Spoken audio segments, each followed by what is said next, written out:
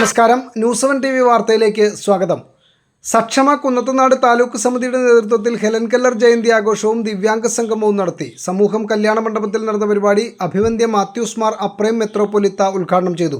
സാധാരണക്കാരെയും അവശത അനുഭവിക്കുന്ന ഭിന്നശേഷിക്കാരെയും ചേർത്തുപിടിക്കേണ്ടതിന്റെ ആവശ്യവും അവരോട് അനുഭാവപൂർവ്വം പെരുമാറേണ്ടതും ദൈവാരാധനയ്ക്ക് തുല്യമാണെന്ന് അദ്ദേഹം ഓർമ്മിപ്പിച്ചു. സക്ഷമയുടെ പ്രവർത്തനം ഈ രംഗത്ത് പ്രവർത്തിക്കുന്ന മറ്റ് സംഘടനകൾക്ക് ഒരു കുടയാണെന്ന് മുഖ്യപ്രഭാഷണം നടത്തിയ സംസ്ഥാന സമിതി അംഗം N. ശ്രീജിത്ത് പറഞ്ഞു.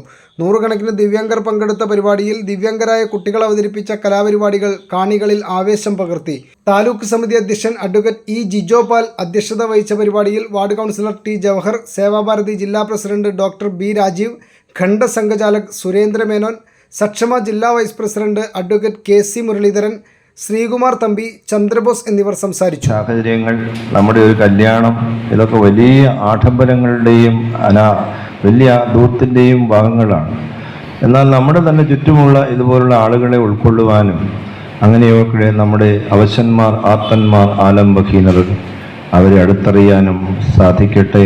അങ്ങനെ ചെയ്യുന്ന ഈ പ്രസ്ഥാനം എത്രയോ മാതൃകയാണ്.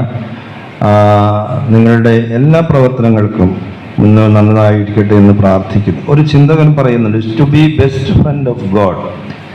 ദൈവത്തെ സ്നേഹിക്കുവാനും ദൈവത്തിൻ്റെ അടുത്തയാളാവാൻ ആരെങ്കിലും ആഗ്രഹിക്കുന്നുവെങ്കിൽ നിങ്ങൾ മനുഷ്യൻ്റെ സ്നേഹിതരാകുക.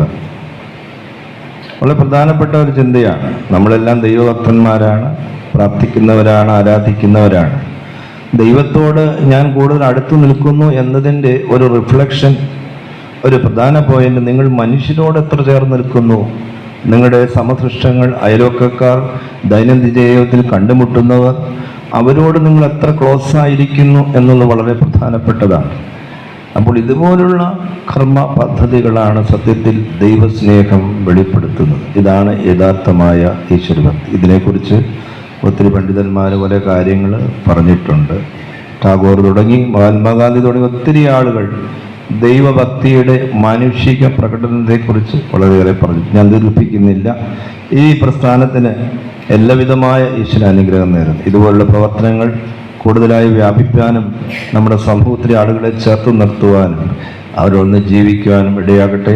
എല്ലാവിധമായ അനുഗ്രഹങ്ങൾ നേർന്നുകൊണ്ട് ഈ യോഗം ഉദ്ഘാടനം ചെയ്യുന്നു. ദൈവം നിങ്ങളെ അനുഗ്രഹിക്കും. ഞാനുൾപ്പെടെ വിവിധ സംഘടനകളിൽ പ്രവർത്തിച്ചു കൊണ്ടിരുന്നവരും നിലവിൽ ഇപ്പോൾ വിവിധ സംഘടനകളിൽ പ്രവർത്തിക്കുന്നവരും ഉൾപ്പെടെയുള്ള ആളുകൾ ഈ സമൂഹത്തിൽ ജനങ്ങൾക്കിടയിൽ ഇറങ്ങി പ്രവർത്തിക്കുമ്പോൾ ആദ്യം ശ്രീജിത്ത് സൂചിപ്പിച്ച രീതിയിൽ ഈ ദിവ്യാംഗത്വം അനുഭവിക്കുന്ന വിഭാഗത്തിന് വേണ്ടി എന്ത് പ്രവർത്തനമാണ് നമ്മൾ ഇതുവരെ നടത്തിയിട്ടുള്ളത് എന്നൊന്ന് വിലയിരുത്തിക്കൊണ്ട്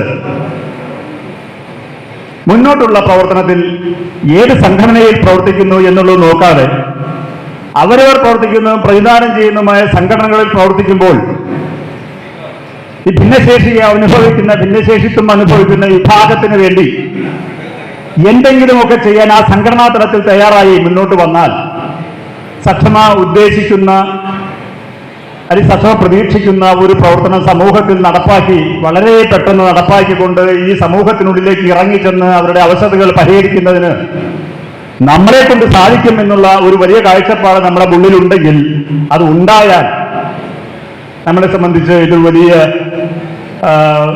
ഒരു വലിയ അനുഗ്രഹമായി നമുക്ക് മുന്നോട്ട് കൊണ്ടുപോകാൻ സാധിക്കും എന്നുള്ള കാര്യത്തിൽ യാതൊരു സംശയവുമില്ല.